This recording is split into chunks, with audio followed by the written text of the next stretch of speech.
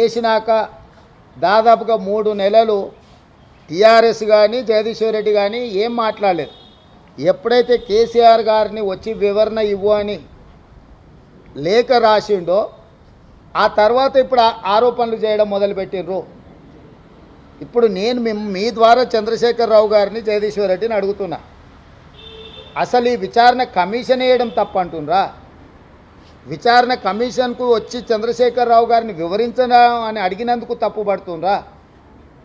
లేకపోతే జస్టిస్ నరసింహారెడ్డి గారు దీనికి బాధ్యత వహిస్తున్నారు అనే దాన్ని తప్పు పడుతుండ్రా? వాళ్ళ మాటల్లోనే వ్యత్యాసం ఉన్నది, వాళ్ళకే సమన్వయం లేదు. వాళ్ళు దేనికోసం కొట్లాడుతున్నారో ఏం మాట్లాడుతున్నారో వాళ్ళకే తెలవడం లేదు. ఇప్పుడు మేము వేయలే, వాళ్ళు అడిగి వేయించుకున్నారు. వాళ్ళు డిమాండ్ చేస్తే మేము వేసినాం. ఇప్పుడు నిజంగానే ఒక ఆయన శ్రీరామచంద్రుడు, ఇంకొక ఆయన సత్యహరిచంద్రుడు అని నిరూపించుకోవడానికి అవకాశం వచ్చింది. నిరూపించుకుంటే అయిపోయాయి కదా. దీనికి ఇంత రాద్ధాంతం ఎందుకు? ఇప్పుడు జస్టిస్ నరసింహారెడ్డి గారు లోపాలేమని ఉంటే కేసీఆర్ గారు అక్కడికి వెళ్ళి అద్భుతమైన వాదనని వినిపించుకునే అవకాశం వచ్చింది. తెలంగాణ సమాజం కావాలంటే ఒకవేళ మిమ్మల్ని అందరూ రిక్వెస్ట్ చేస్తా, లైవ్ పెట్టారు.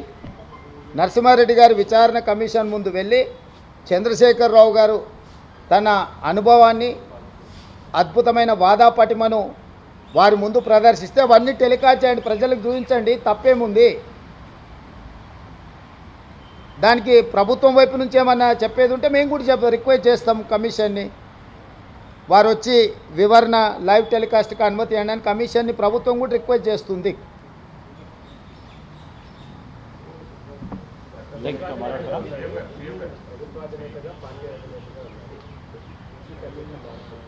నేను ఆల్రెడీ మీ అందరికీ చెప్పినా మళ్ళీ ఒకసారి చెప్తున్నా.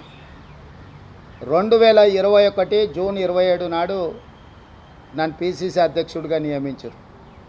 జూలై 7 తారీఖు నాడు నేను ఛార్జ్ తీసుకున్నాను. 2024 జూలై 7 తారీఖు 3 సంవత్సరాలు పూర్తి కాబోతుంది. ఒక్కసారి పిసిసి అధ్యక్షుడు నియామకం జరిగితే అది 3 సంవత్సరాలకు ఉంటుంది. కాబట్టి నేను కాంగ్రెస్ ప్రెసిడెంట్ మల్లికార్జున్ ఖర్గే గారికి, general secretary organization KC Venugopal గారికి నా 3 సంవత్సరాల పదవీ కాలం పూర్తి అయ్యే లోపల నూతన పిసిసి అధ్యక్షుడిని నియమించండి. నా హయాంలో శాసనసభ ఎన్నికలు, నా హయాంలో పార్లమెంట్ ఎన్నికలు రెండింటిని నిర్వహించిన వీలైనంత మేరకు అందరూ సహకరించిండ్రు.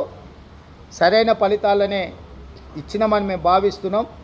నాకు ఈ బాధ్యత నుంచి తప్పించి సమర్థవంతమైన వాళ్లకు సామాజిక న్యాయంతో పాటు కొత్త పిసిసి